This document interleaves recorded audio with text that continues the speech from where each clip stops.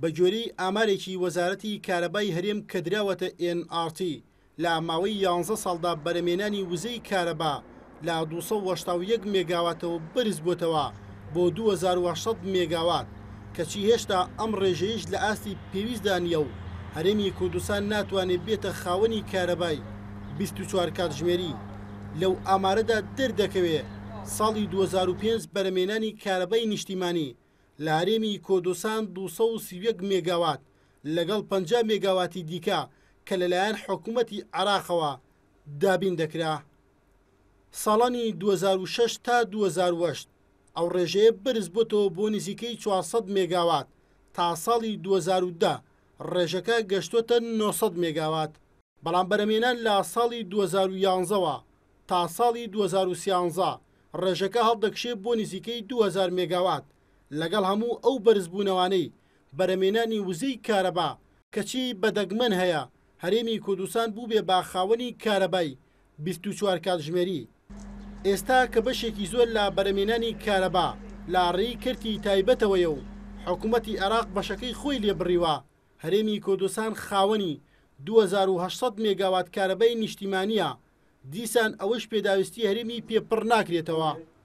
بەرپرسانی وەزارەتی کارەبا دەڵێن ئەگەر ساڵی داهاتوو بەرهەمهێنانی کارەبا بدرێتە کردی تایبەت ئەوا دەتوانرێت 24 کاتژمێر کارەبای نیشتیمانی دابین بکرێ.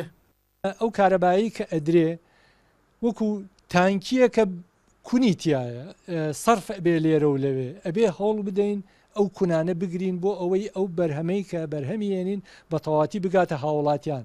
بۆیە ئێمە هەمیشە داواکارین لە هاوڵاتیان کە زیادە ڕۆیی و زیاد مەصرفی لە کارەبا بە تایبەتی لەو وەرزانە هاوکارمان بن بۆ ئەوەی بتوانین کارەبایەکی باشتر بدەین بە هاوڵاتیان.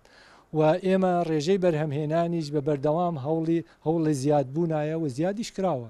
لە ساڵی 2010 ئەو بڕە کارەبایی لەلایەن حکوومەتی عێراقەوە دەدرا بە هەرێمی کوردستان بڕاوە.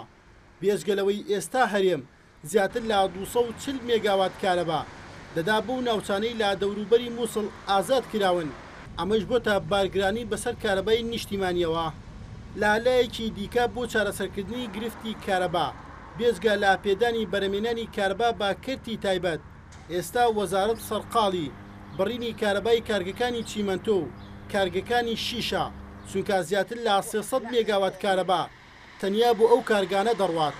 کەتی کارەبا لە هەرێمی کوردستانە نابێ ببێتە کردی بزنسی احتیکاری لەلایەن کردی تایبەتەوە یا چەند کۆمپانیایەکی تایبەت لە هەرێمی کوردستانە هەروەکو چۆن لە بواری نەوت و سامانی سروشتیە بەعام ئاوای لێ هاتووە. ئەوەی کە پێویستە ئەوەیە ئەو پلان و بەرنامەی کە بۆ چاکسازی لە بواری کارەبایە دانراوە پێویستە کاراتر خێراتر و دەرگا بکرێتەوە بۆ منافەسە لەلایەن کردی تایبەتەوە. بەگشتی هەرێمی کوردستان 8 وێزگەی بەرهەمهێنانی کارەبای هەیە کە توانای بەرهەمهێنانی 6000 مێگاوات کارەبایان هەیە. گەورەترینیان وێزگەکانی چەمچەماڵ لە سلێمانی و ماسە لە هەولێر کە هەر یەکەیان توانای بەرهەمهێنانی 1400 مێگاواتیان هەیە. بەڵام بەوەی گرفتی تەکنیکی و سیانەکردنی ڕۆژانەوە تا ئێستا سەرجەم وێزگەکان دەتوانن 2800 مێگاوات کارەبا بەرهەم بێنن. بۆ ئەم مانگای کە پلەکانی گەرما بۆ ئاستێکی زۆر بەرز بۆتەوە وەزارەتی کارەبا دەڵێت تەنیا دەتوانن 15 بۆ 16 کاتژمێر کارەبای نیشتیمانی بدەن بە هاوڵاتیان. هێرشقادر NRT هەولێر.